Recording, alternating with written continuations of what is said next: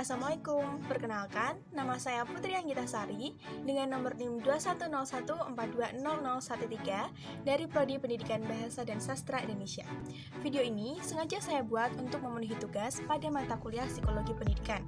Pada kesempatan ini, saya akan membahas mengenai jenis-jenis strategi pembelajaran. Ada banyak sekali jenis strategi pembelajaran. Namun, pada kesempatan ini, saya hanya akan menyampaikan 5 jenis strategi pembelajaran saja. Yang pertama adalah strategi pembelajaran ekspositori. Strategi ekspositori merupakan strategi pembelajaran yang digunakan oleh pendidik dengan cara menjelaskan informasi atau materi pelajaran kepada peserta didik dengan tujuan agar peserta didik dapat menguasai materi pelajarannya secara optimal. Tahap dalam strategi ini meliputi 3 tahapan. Yang pertama adalah tahap pendahuluan, kemudian tahap penyajian, dan yang ketiga adalah tahap penutup. Yang kedua, strategi pembelajaran inquiry. Strategi pembelajaran inquiry menurut Sanjaya adalah strategi pembelajaran yang menekankan pada proses berpikir secara kritis dan analitis, guna untuk mencari dan menemukan sendiri jawaban atas suatu masalah yang dipertanyakan. Dalam strategi pembelajaran inquiry ini, peserta didik dituntut untuk menguasai materi pelajaran dan menggunakan potensi yang dimilikinya. Yang ketiga adalah strategi pembelajaran berbasis masalah atau SPBM.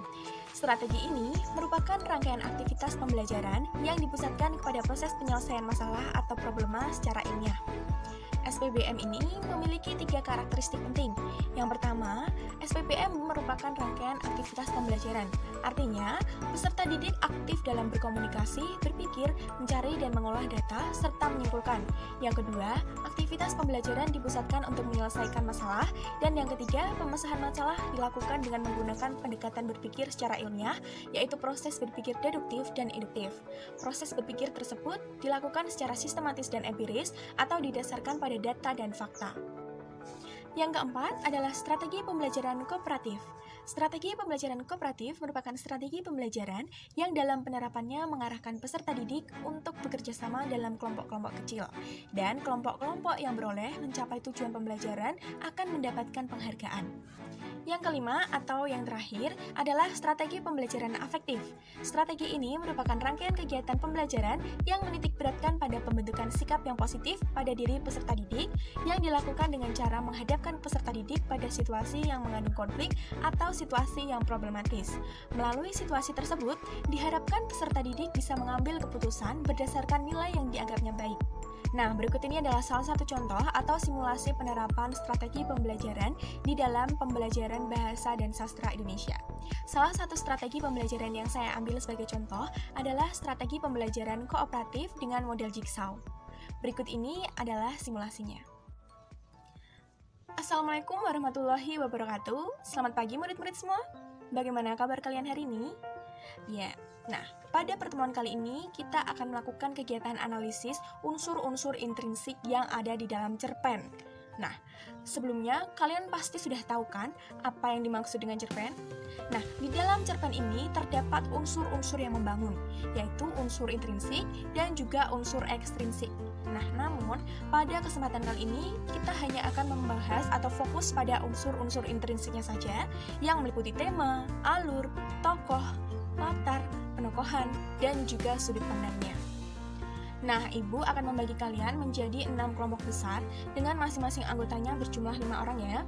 Nah, adapun prosedur pelaksanaannya adalah setiap anak harus menentukan apa yang akan dianalisis atau subtopik apa yang akan diambil. Contohnya begini, satu anak menganalisis tema, maka anak lain menganalisis latar, sudut pandang, amanat, dan lain sebagainya.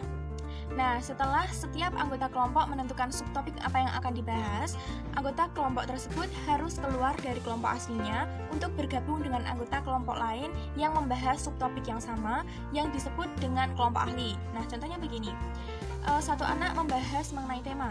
Nah, maka anak tersebut harus bergabung dengan anggota kelompok lain yang juga membahas tema, dan begitu seterusnya. Nah, di dalam kelompok ahli itu, setiap anggota kelompok harus saling berdiskusi satu sama lain untuk menentukan hasil dari subtopik yang mereka bahas. Nah, sampai sini ada yang ingin bertanya?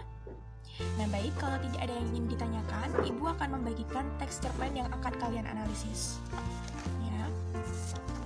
Nah, masing-masing anggota kelompok keluar dari kelompoknya, kemudian menuju ke kelompok ahli ya yang sudah kalian tentukan. Kemudian kalian melakukan diskusi untuk mendapatkan hasil dari subtopik yang kalian ambil.